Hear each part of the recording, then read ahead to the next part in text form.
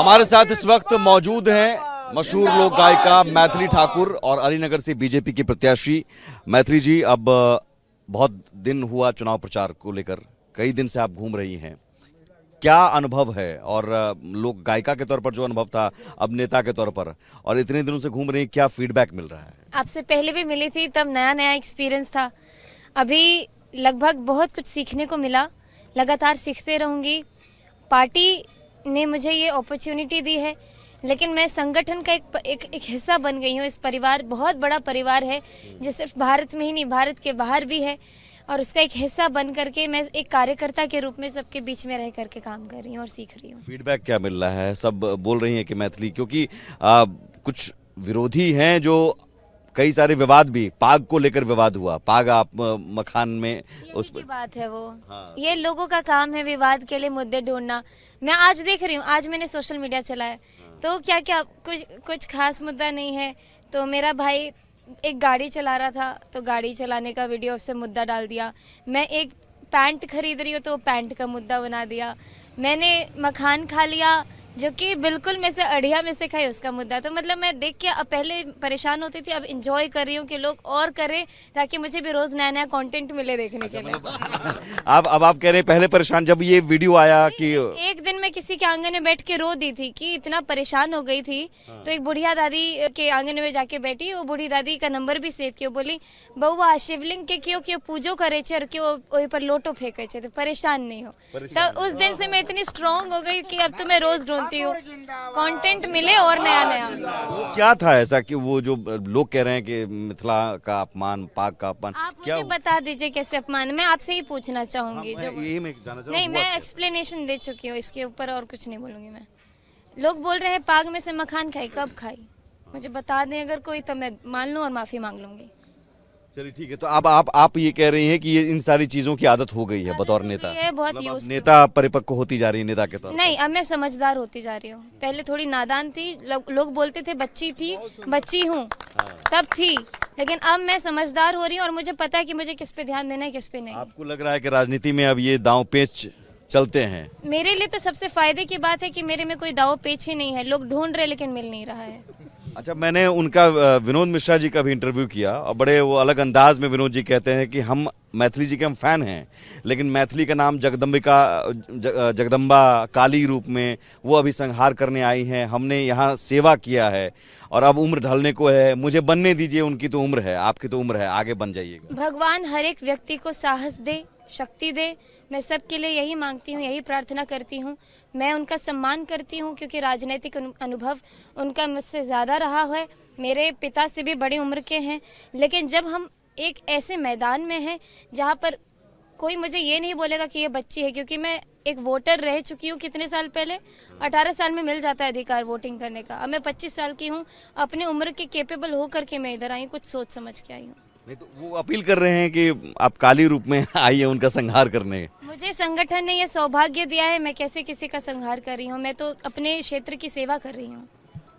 अमित शाह जी भी आ रहे हैं कल, गृह मंत्री, और आपके बारे में कहा जाता है कि डायरेक्ट आप मोदी जी से, प्रधानमंत्री जी से प्रभावित हैं, उनका आशीर्वाद आपको मिल रहा है। 1 लाख युवाओं को जब प्रधानमंत्री जी ने नरेंद्र मोदी जी ने लाल किले से बोला था कि मैं 1 लाख ऐसे युवाओं को राजनीति से जोड़ूंगा जिनके परिवार में कोई भी राजनीति में न रहा हो, यानी कोई पॉलिटिकल बैकग्राउंड न रहा हो, तो वो जो शुरुआत उन्होंने मुझसे की, ये तो मिथिला का और साथ में साथ मिथिला की बेटी का सौभाग्य है। एक बड़ा मुद्दा यहाँ पर अलीनगर में, चूंकि मुसलमानों को, अब्दुल बारी सिद्दीकी यहाँ पर रहे हैं, मुसलमानों को लेकर क्या आपको मिल रहा है प्यार? क्योंकि वो कहा जाता है कि भाई वो आरजेडी के पाले में जाते हैं, सिद्दीकी साहब यहाँ पर रहे हैं विधायक। देखिए, मेरा काम है, जब भी मैं रास्ते पे चलती हूँ, मैं जात धर्म ये सब के बारे में बिल्कुल दिमाग से निकाल करके, मुझे ये समझ में आता है कि अलीनगर का क्षेत्र है, ये मेरे लोग हैं। मुझे जिस भी धर्म के लोग, जिस भी जाति के लोग मिलते हैं, मैं झुक के प्रणाम करती हूँ और वो भी सामने से प्रणाम करते हैं। मेरे लिए इतना मान सम्मान काफ़ी है। मैं नहीं समझ पा रही हूँ कि ये धर्म के नाम पे अगर बंटवारा किया जा रहा है या फिर ऐसी बातें हो रही है। मेरा अभी फ्रेश दिमाग और फ्रेश माइंड के साथ मैं आई हूँ। मुझे चाहिए कि मेरे क्षेत्र के सभी लोग इकट्ठे होकर के एक नए बिहार, क्योंकि 20 साल से हम देखते आ रहे हैं कि नीतीश कुमार जी ने कितनी मेहनत करके बिहार को यहाँ से यहाँ खड़ा किया है।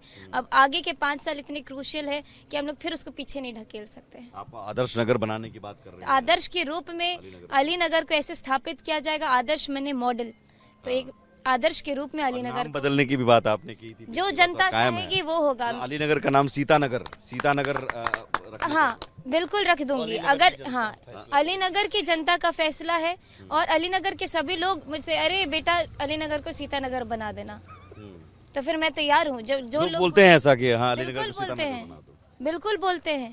तो ये आपके मन में है कि नहीं इसका नाम बदलना चाहिए? बिल्कुल, अगर ये हमारा मिथिला जो है माँ मैथिली की जन्मभूमि है, माँ मैथिली की भूमि है, उनके नाम से हम मिथिला वासियों की पहचान है, सौभाग्य है, तो इसमें कौन सी बड़ी बात हो गई अगर अयोध्या के राम को माँ सीता की जननी, माँ सीता की जो भूमि है उससे जोड़ दिया जाए, सीतानगर और रामनगर के रूप में स्थापित कर दिया जाए। तो अब सीता और राम का जिक्र किया है आपने, तो मेरा फेवरेट एक गीत है ए पहुना मिथिले में रहूना। तो एक बार ये, चूंकि राम जी का आपने जिक्र किया और सीता जी का, अरे जौने सुखवा ससुरारी में, बहुत सारे लोग यूपी के आए हुए हैं, आप सभी के लिए। ससुराल यूपी में, अयोध्या में, और ये माइक है। हमारे श्याम तिवारी जी हैं। मैं अभी सबके नाम याद कर रही हूँ, लेकिन सभी सम्मानित लोगों को प्रणाम। अरे जौने सुखवा ससुरारी में तौने सुखवा कहूना, ए पहुना यही मिथिले में रहूना, ए पहुना यही मिथिले में। 2 लाइन और सुनाती हूँ। अरे रोज सवेरे उबटन मल के इतर से नहवायब, और 1 महीना के भीतर करिया से गोर बनायब। 1 महीना के भीतर करिया से गोर बनायब। अरे झूठ कहत ना बानी तनिको, हाँ झूठ कहत ना बानी तनिको, मौका एगो दी होना, ए पहुना यही मिथिले में रहूना।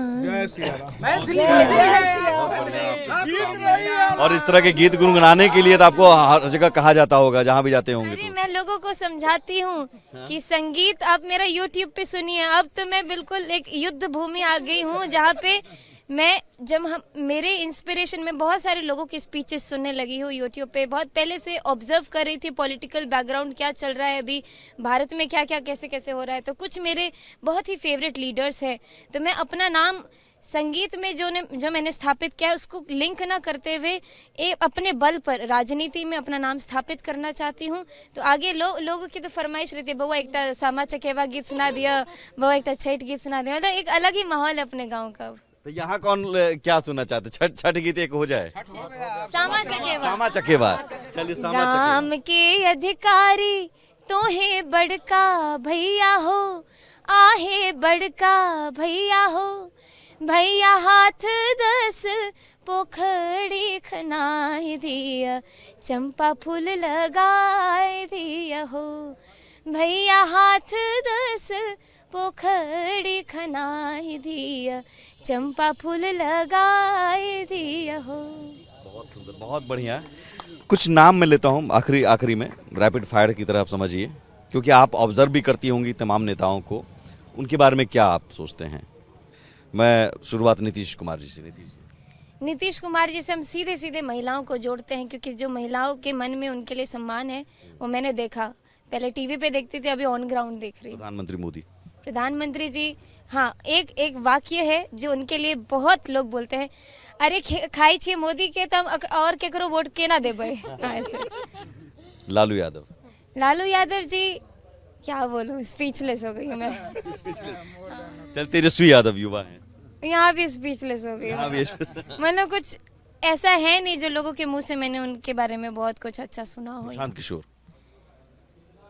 अखन मतलब मैं अभी इस मतलब अभी मैं नहीं कह सकती हूँ क्योंकि मुझे खुद अभी सोचना है कि कर क्या रहे हैं, उनको समझ ही नहीं पा रही हूँ मैं। अच्छा, कलाकारों में खेसारी लाल। मैं उनसे एक बार एक जगह टकराई थी, मिली थी, लेकिन पर्सनली नहीं जानती हूँ। आरजेडी से लड़े हैं वो।